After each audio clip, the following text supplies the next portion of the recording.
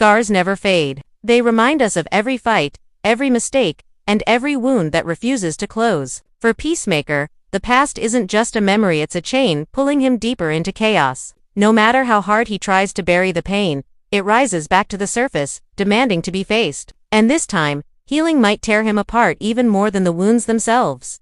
The world of Peacemaker has never been simple. Violence shadows him like a curse, and loyalty is tested in every direction. After the explosive events of the last episode, everything feels broken. Trust between the team has cracked, friendships are under pressure, and the line between duty and personal survival is vanishing fast. Christopher Smith, known to everyone as Peacemaker, is not just fighting enemies out on the streets, he's fighting the ghosts inside his head. Each choice he makes cuts deeper than any blade, and each silence from those around him screams louder than the chaos outside. This new chapter begins with him staring at his reflection, battered and torn, wondering if the man in the mirror is still a hero, or if he ever was. The people he needs most are pulling away, their loyalty shaken, their patience burned. But there's no time to breathe. A new storm rises, a threat that can't be ignored. One that forces him to stitch the broken pieces of himself back together.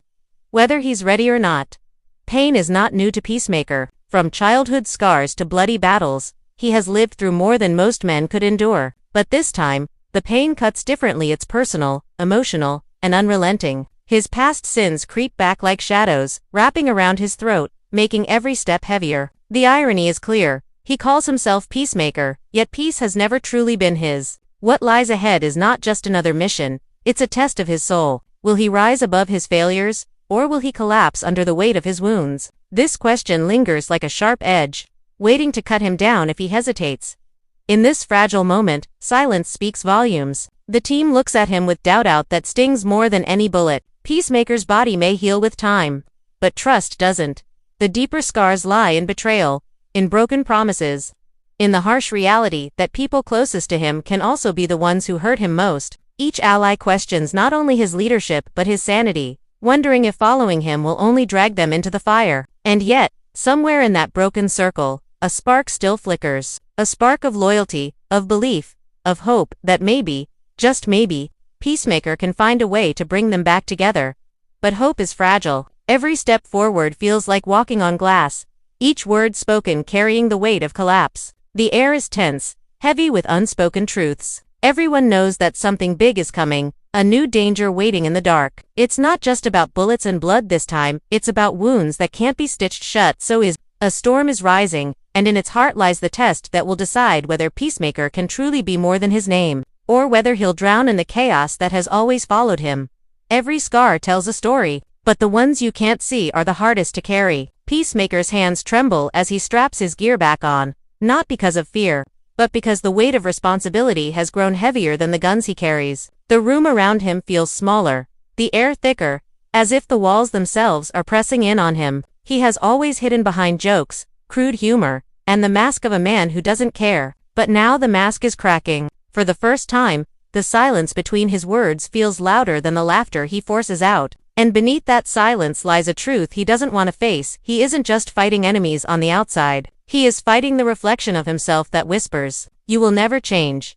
The team feels this shift too. Harcourt, always steady but worn down by her own scars, looks at him with eyes that question if this mission is worth it anymore. Economos, who hides his own wounds behind sarcastic comments and quiet loyalty, notices the cracks but doesn't know how to mend them. Even Adebayo, torn between duty and the blood ties of her family, struggles to balance the weight of her choices with the pull of her conscience. These people aren't just soldiers, they're fragments of a family stitched together by missions, lies, and necessity. And just like Peacemaker, they are breaking at the seams. The bonds that once held them together are fraying thread by thread, as mistrust and exhaustion begin to take their toll.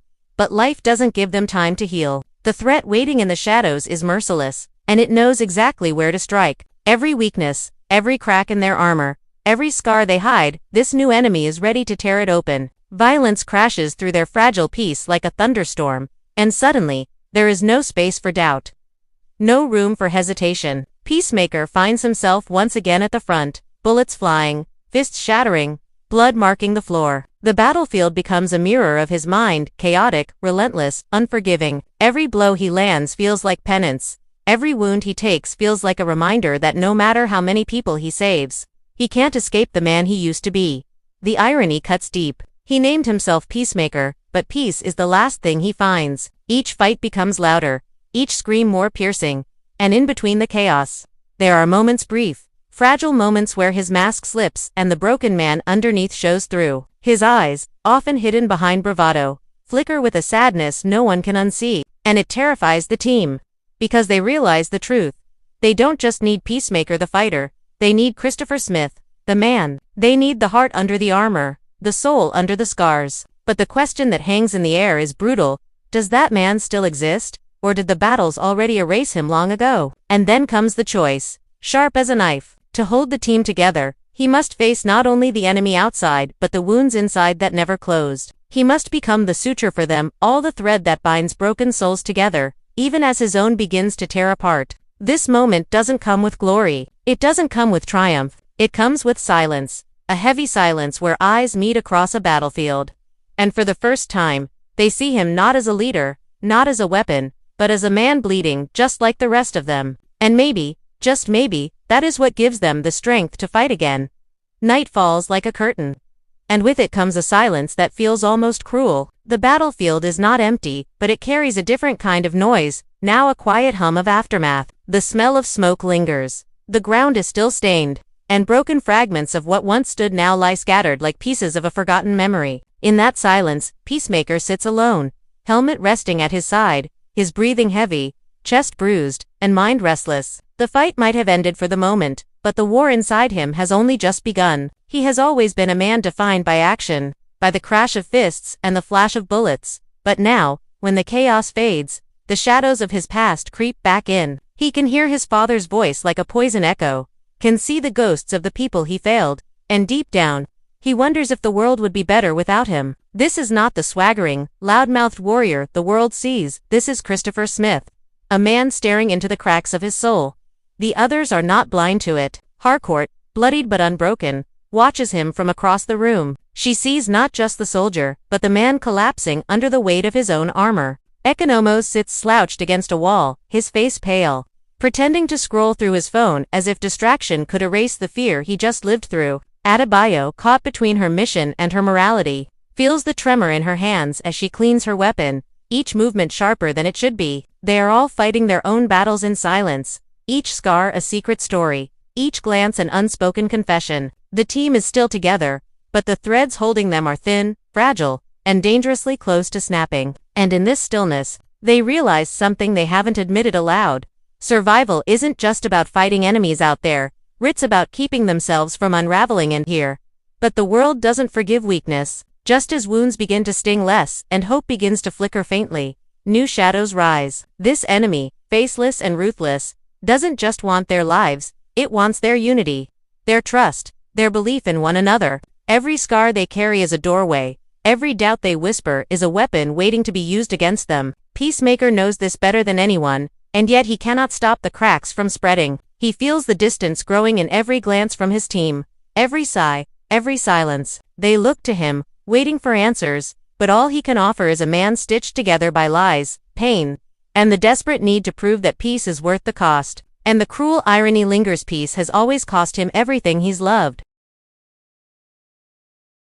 As tension rises, so does the violence. The night that was supposed to bring rest erupts with chaos once more. Explosions shatter the silence, screams cut through the dark, and blood paints the ground again. Peacemaker doesn't hesitate, he charges forward, every strike fueled, not by hope, but by fury. His body moves like a machine, but his heart pounds like a broken drum, each beat reminding him that he is not fighting for peace anymore. He is fighting for redemption, for forgiveness, for something that might finally silence the ghosts clawing at his soul. But with every swing, every bullet, he risks becoming the very monster he swore he wasn't.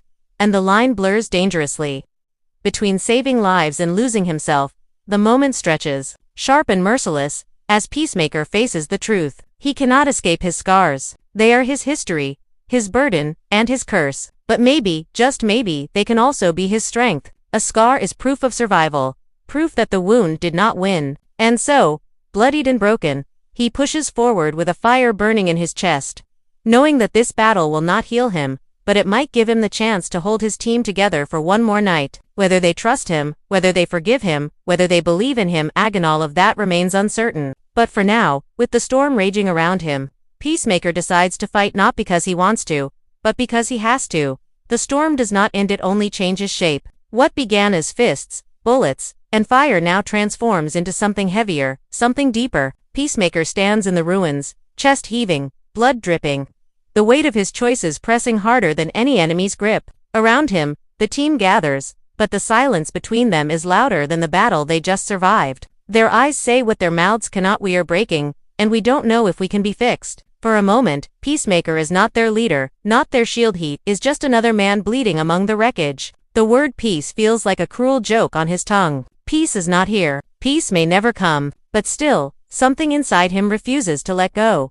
The darkness whispers to him, tempting, cruel, convincing him that he is nothing more than his scars, nothing more than the shadow of his father, nothing more than a failed soldier in a broken world. His hands tremble, his breath shudders, and for an instant, he almost believes it. Almost, but then his gaze lifts not at the ground, not at the ghosts, but at the faces around him. Harcourt, battered yet unyielding, refusing to let despair claim her. Economos hiding behind sarcasm but still here, still fighting. Adebayo, torn by doubt but still holding the line. These people are not just soldiers, they are his anchor. They are the reason his scars mean something. And in that moment, something shifts. He does not erase his pain. He does not silence the ghosts. He accepts them, and with that acceptance, he feels a fire rise again. The enemy, cloaked in shadows, strikes once more, forcing the team into their harshest trial yet. Blades clash, bullets fly, and Peacemaker charges into the chaos, no longer fighting to bury his scars, but to wield them. Every wound is a reminder of survival. Every scar is a story of endurance. He fights not as a man trying to escape his past, but as one who owns it, who refuses to let it define his future. His roar cuts through the battlefield like thunder, his rage turned into strength, his sorrow turned into fire. For the first time in a long time, he is not fighting to prove himself to his father, or to a world that never believed in him. He is fighting for the people beside him, the family he never thought he could have. The climax builds like a storm at its peak. The ground shakes, the sky splits with fire, and the enemy reveals its cruelest hand and attack, not of flesh, but of spirit. It twists memories, it unravels truths, it forces Peacemaker to relive the worst of himself in a cruel illusion. He sees the boy he was, broken and scared. He hears his father's voice, venomous and unrelenting. He watches the trail of bodies left behind in the name of justice, in the name of peace. And for a heartbeat, he falters. The world spins, the noise grows, and it seems the enemy has won. But then clarity. Peacemaker does not deny the images. He does not fight them. He embraces them. He accepts that he has failed, that he has hurt, that he has bled, but he also accepts that he is still here, still standing, still choosing to fight. And with that acceptance comes fury, a righteous fury that no illusion can hold back. The battlefield erupts as he breaks through the enemy's hold, dragging his team back into the light. Together, they strike, their broken pieces aligning into something stronger, something sharper. Their scars do not weaken them, they bind them. And as the final blow lands, as silence finally swallows the chaos, Peacemaker stands tall, bloodied, battered, but unbroken. His eyes burn not with arrogance, but with resolve. He has no illusions of being a perfect man. He knows his scars will never fade. But he also knows this: scars are proof that he survived. And survival means there is always another chance to fight for something better. The camera would linger on him here, standing in the wreckage, the weight of everything pressing down but not crushing him. The title would burn across the screen like fire: Peacemaker to Bio 5, back to the Suture. And in the silence after, the unspoken truth would linger. Sometimes healing isn't about erasing the wound. Sometimes healing is about learning to carry the scar.